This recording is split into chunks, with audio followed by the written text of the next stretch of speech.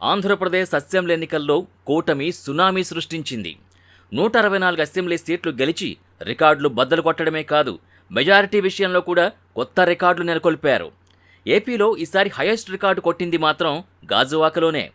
గాజువాకలో టీడీపీ అభ్యర్థి పల్లా రాజేశ్వరరావు 95,235 ఓట్ల తేడాతో ఘన విజయం సాధించారు. గాజువాకలో వైసీపీ నుంచి పోటీ చేసిన మంత్రి గుడివాడ అమర్నాథ్ను మట్టి కరిపించారు. ఇక రాష్ట్రంలో సెకండ్ హైయెస్ట్ మెజార్టీ గంటా శ్రీనివాసరావుకి దక్కింది. గంటా శ్రీనివాసరావు 92,401 ఓట్లతో గెలుపొందారు. నియోజకవర్గం మారినా కూడా భీమిలిలో తన శిష్యుడైన అవంతి శ్రీనివాసరావు మీద రికార్డు మెజార్టీ కొట్టారు. ఇక మూడో హైయెస్ట్ మెజార్టీ టీడీపీ జాతీయ ప్రధాన కార్యదర్శి నారా లోకేష్కి దక్కింది. మంగళగిరిలో 2019లో పోటీ చేసి ఓడిన నారా లోకేష్ మళ్లీ ఇప్పుడు అదే స్థానంలో పోటీ చేసి ఇప్పుడు 91,413 ఓట్లతో గెలుపొందారు. ఇది వైఎస్ జగన్ 2019లో సాధించిన రికార్డు కన్నా ఎక్కువ.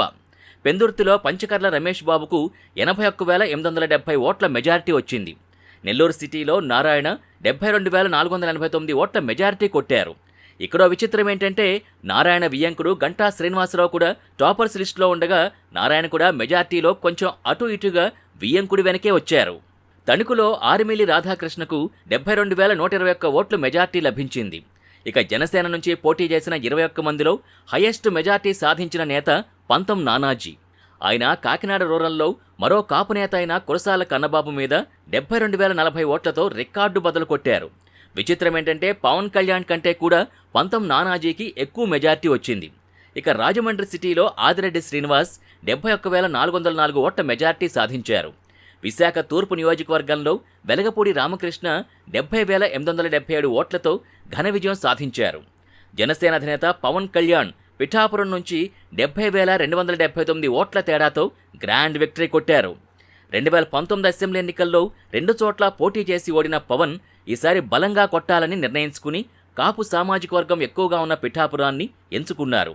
అందుకు తగిన ప్రతిఫలం లభించింది. జగన్ కంటే కూడా మెజారిటీ ఎక్కువ వచ్చింది. పవన్ని ఓడిస్తే వంగా గీతకు డిప్యూటీ సీఎం ఇస్తానన్నా కూడా ఓటర్లు జై పవన్ అంటూ జనసేనానికి జై కొట్టారు. దీంతో రాష్ట్రంలో హైయెస్ట్ మెజార్టీలో పవన్ టాప్ 10th ప్లేస్లో నిలిచారు. ఇక పులివెందుల కంచుకోటలో జగన్ మళ్లీ గెలిచారు. జగన్కి 61,687 ఓట్ల మెజారిటీ లభించింది. 2019 కంటే ఇది కొంచెం తక్కువే. ఇక్కడ ఇంట్రెస్టింగ్ పాయింట్ ఏంటంటే వైసీపీకి 11 సీట్లు వచ్చాయి. అలాగే హైయెస్ట్ మెజార్టీ లిస్టులో జగన్ 11వ ప్లేస్లో వచ్చారు.